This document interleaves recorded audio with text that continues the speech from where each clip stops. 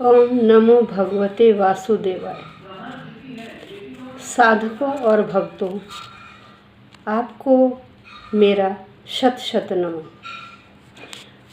हम श्रीमद् भगवद गीता का द्वितीय अध्याय, जो गीता का सार कहा जाता है, उसका श्रवण कर रहे हैं।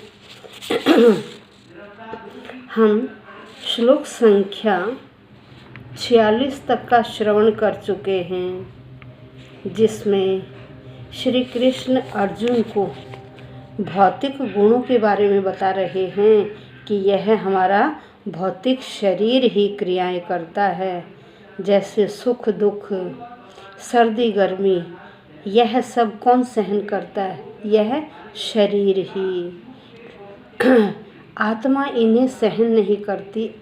ये सारी चीज़ें जो कर्म है वो कौन करता है? हमारा शरीर।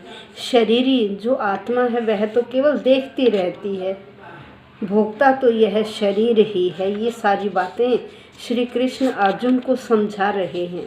तो आइए आज हम श्लोक संख्या 47, 48 और 49 इसका श्रवण करेंगे। यहाँ अब श्री कृष्ण अर्जुन को कह रहे हैं, हे अर्जुन, आपका अधिकार केवल कर्म करना है, आप फल की इच्छा मत करिए।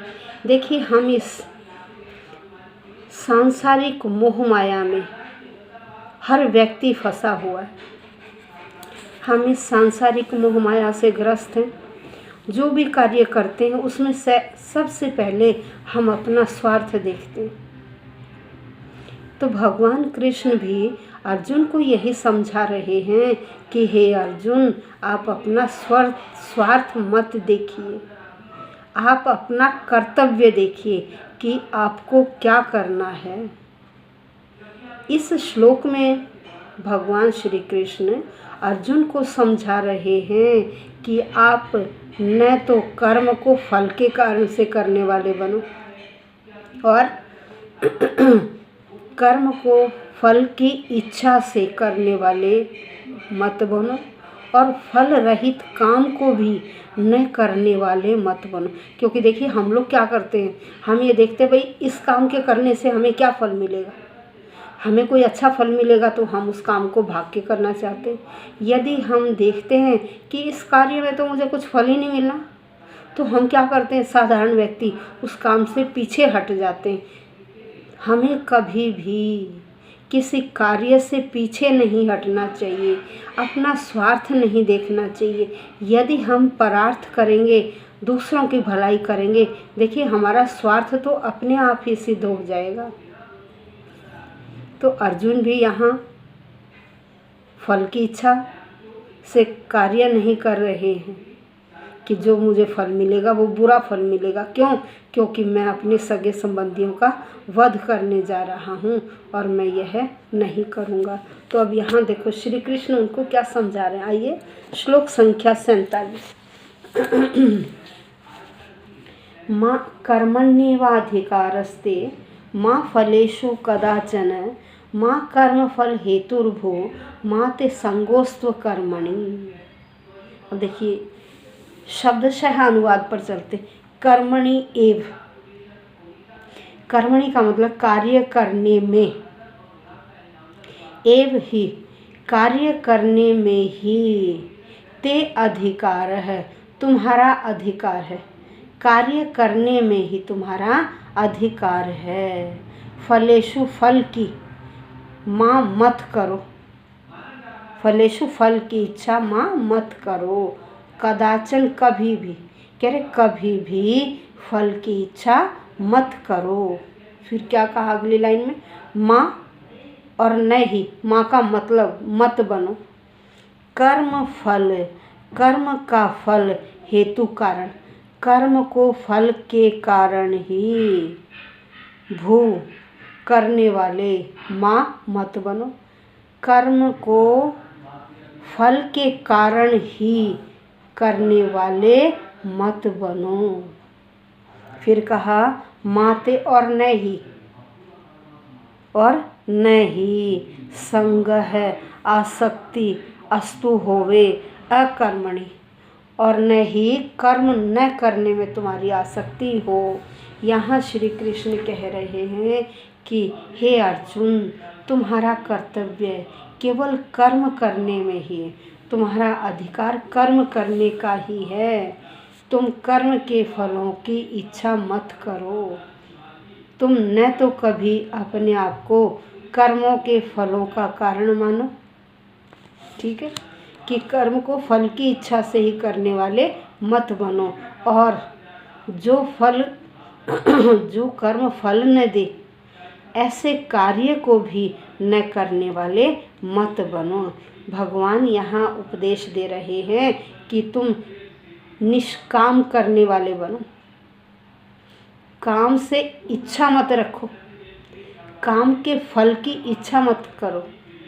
निष्काम, हम सांसारिक व्यक्ति क्या करते हैं, सकाम कर्म करते हैं कि इस काम में हमें अच्छा फल मिलेगा, हम उसको भाग भाग के करते हैं, और हम निष्काम करने वाले नहीं बन सकते संसारी व्यक्ति।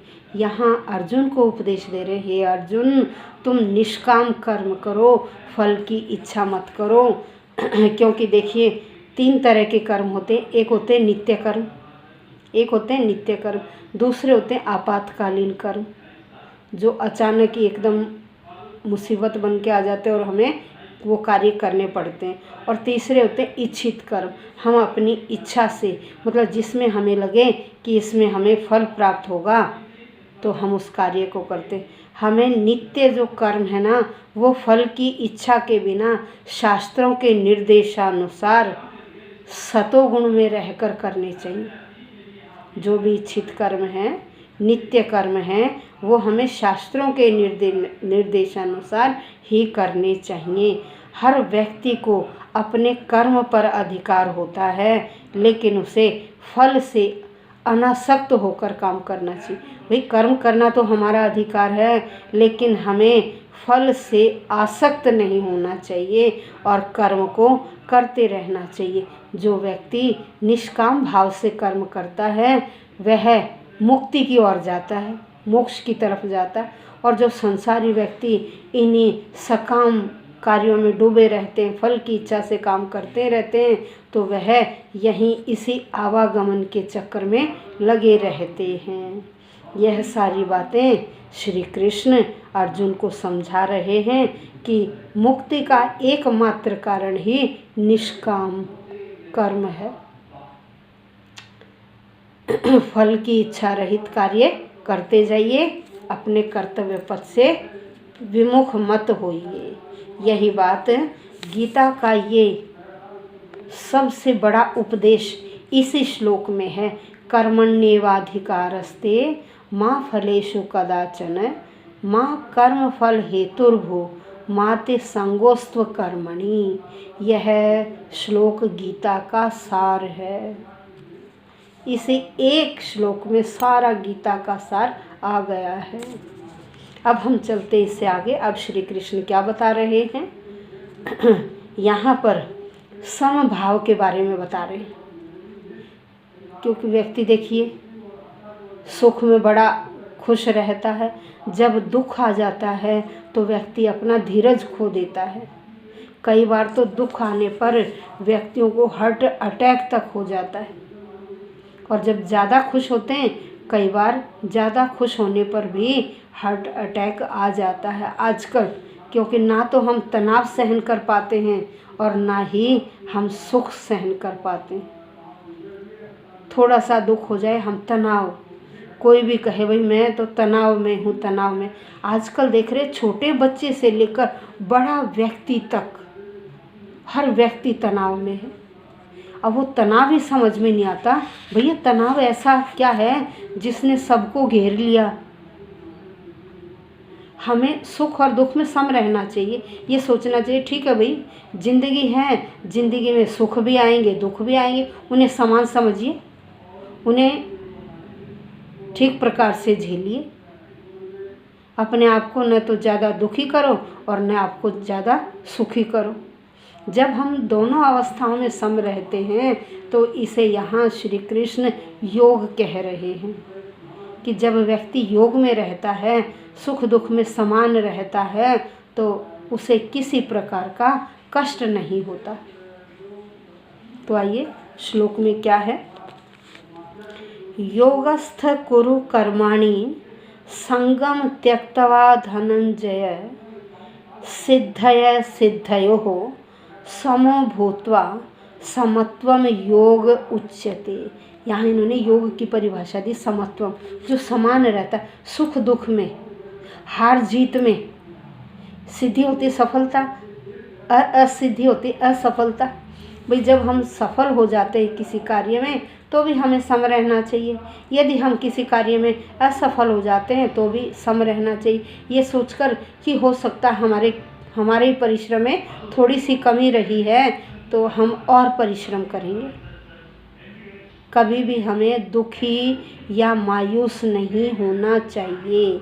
जैसे भी सिचुएशन आए उस स्थिति में हमें धैर्य रखना चाहिए और हमें अपने बच्चों को भी यह सिखाना चाहिए, क्योंकि हम देखते हैं आजकल बच्चे छोटी सी कोई बात कह दें उसी पे वह दुखी हो जाते हैं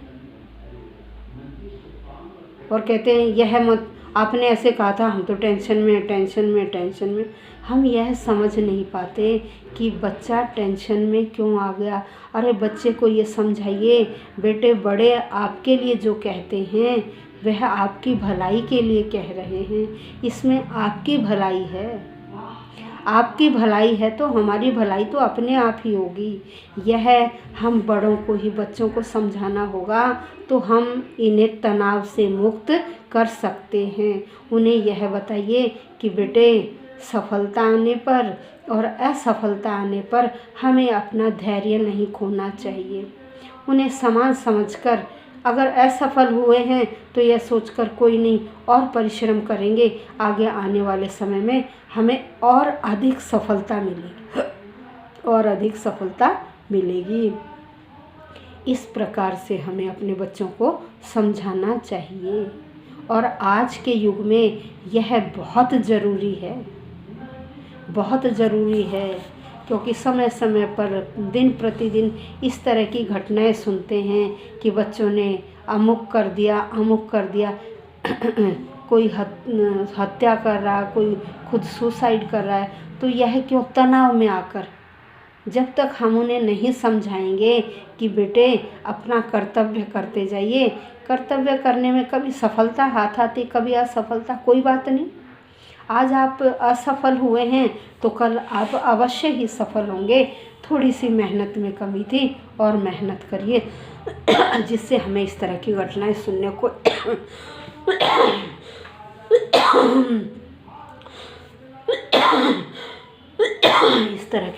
सुनने को नहीं मिलेंगी।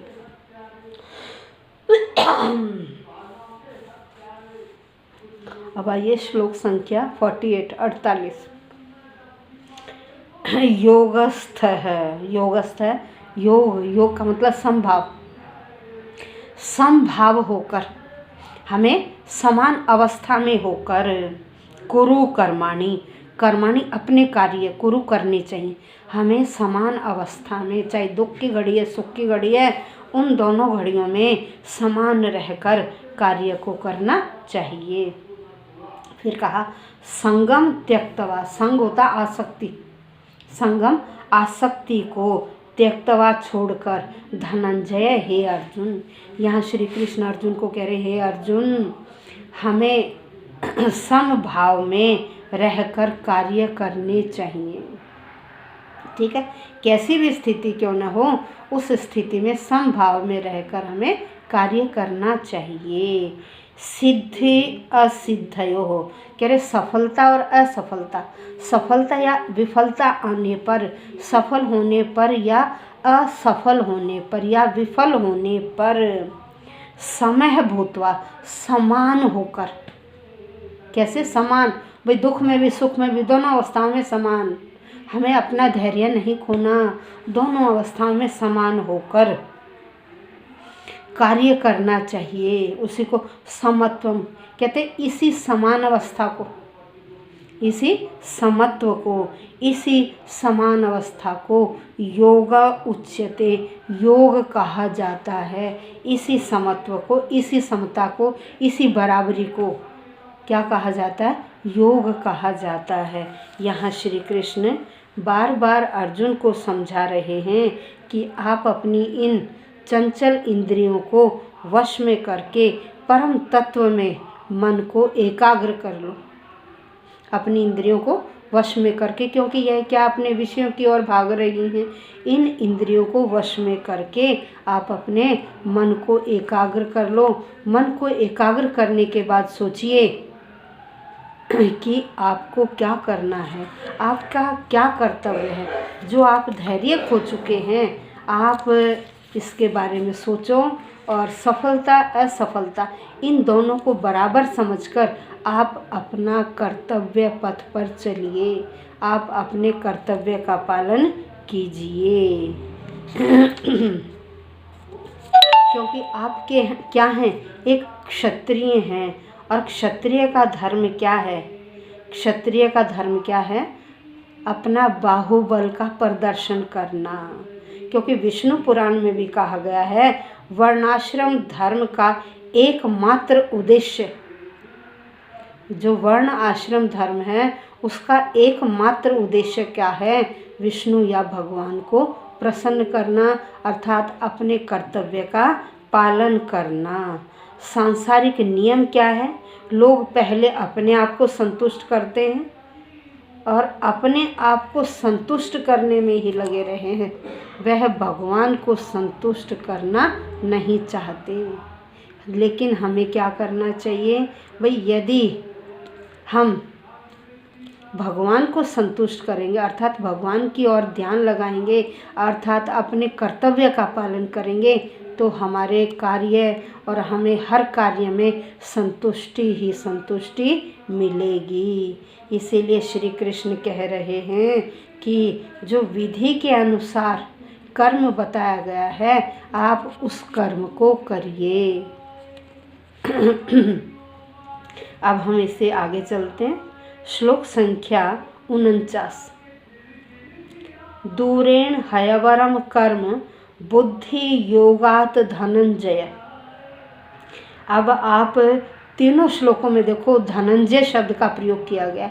धनंजय का अर्थ क्या है? संपत्ति को जीतने वाले। यहाँ अर्जुन को क्या कहा गया है? संपत्ति को जीतने वाला। संपत्ति किसी भी तरह की हो, चाहे वो आध्यात्मिक या सांसारिक संपत्ति है, उसको जीतने वाला कहा गया है। बुद्धौ शरणम अन्विच्छ कृपणः फल हेतव है। अब देखिए शब्दशः अर्थ पर चलते। दूरेण, दूर से ही। दूरेण का मतलब दूर से उसे छोड़ दो, दूर से ही उसे छोड़ दो। ही निश्चय ही ही निश्चय ही। अवरम, अवरम होता है ऐसा कार्य जिसकी सभी निंदा करें, तुच्छ कार्य, गर्हित कार्य, निंदित कार्य। कह रहे जो निंदित कार्य है ना, जिसमें सब लोग समाज हमारी निंदा करे, हमें ऐसे कार्य को दूर से ही छोड़ देना चाहिए।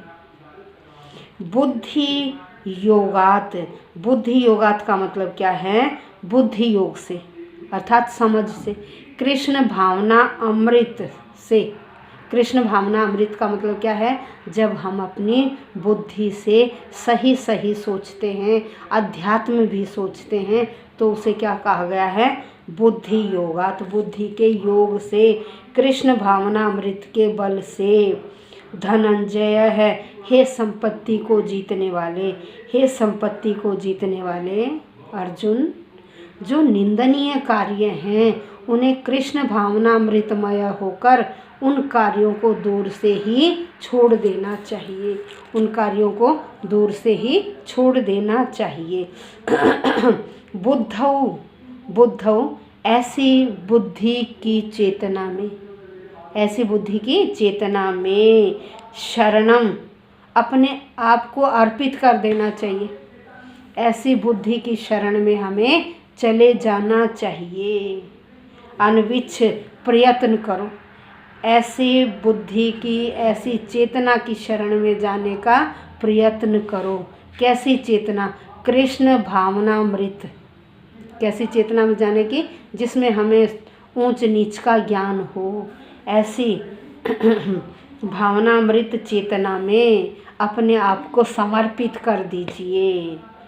कृपणः, कंजूस व्यक्ति। लेकिन कंजूस व्यक्ति क्या करते हैं?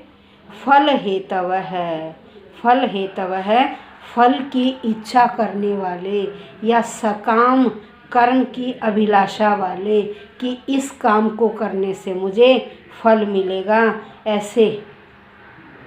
तो यहाँ क्या कह रहे हैं कि हे अर्जुन, हे अर्जुन, जो भक्ति के द्वारा निंदित कार्य हैं इस संसार में, भक्ति के द्वारा जो निंदित कार्य हैं, ऐसे कार्यों से तुम दूर रहो और भगवान की शरण में चले जाओ। ऐसे कार्यों से दूर रहो और भगवान की शरण में चले जाओ। जो व्यक्ति, क्या कहा कि जो व्यक्ति अपने सकाम कर्म फलों को भोगना चाहते हैं, जो व्यक्ति ऐसे काम करते हैं कि मुझे इसका फल मिले और वह उन फलों को भोगते हैं, तो वो व्यक्ति कंजूस कहलाते हैं। उन्हें पुराणों में क्या कहा गया? कंजूस कहा गया है कि वह व्यक्ति कृपण है। जो व्यक्ति कार्य को फल की इच्छा से करते हैं और फिर फलों को भोगते हैं, फलों को खाते हैं, तो वह व्यक्ति कैसे? कृपण है। उन व्यक्तियों को यहाँ कृपण की संज्ञा दी गई है। यहाँ श्री कृष्ण अर्जुन को कह रहे हैं कि अरे, आप मेरे शिष्य हैं, आप सकाम कर्मों को छोड़ दो और केवल आपके लिए, जीव के लिए क्या है? भक्ति मार्ग ही सर्वश्रेष्ठ है। और जो कृपण व्यक्ति हैं वो सकाम कर्म में ही यहाँ लगे रहते हैं और भव बंधन में फंसे रहते हैं। हे अर्जुन, आपको भव बंधन में फंसे नहीं रहना है। आप निष्काम कर्म करिए, सकाम कर्म त्याग दीजिए। जो मैं आपको उपदेश दे रहा हूँ, इस उपदेश का पालन करिए और अपने कर्तव्य पथ की ओर आगे बढ़िए। आप कृपण व्यक्ति की भांति सोच रहे हैं, आप यह सोचना छोड़ दें और एक निष्काम कर्म भाव से आगे की ओर अग्रसर हो जाओ, युद्ध करने के लिए तैयार हो जाओ। इतना श्री कृष्ण अर्जुन को समझाते हैं। आज हमने श्लोक संख्या 49 तक का श्रवण किया। कल हम श्लोक संख्या 50, 51 और 52 का श्रवण करेंगे। ओम नमो भगवते वासुदेवाय।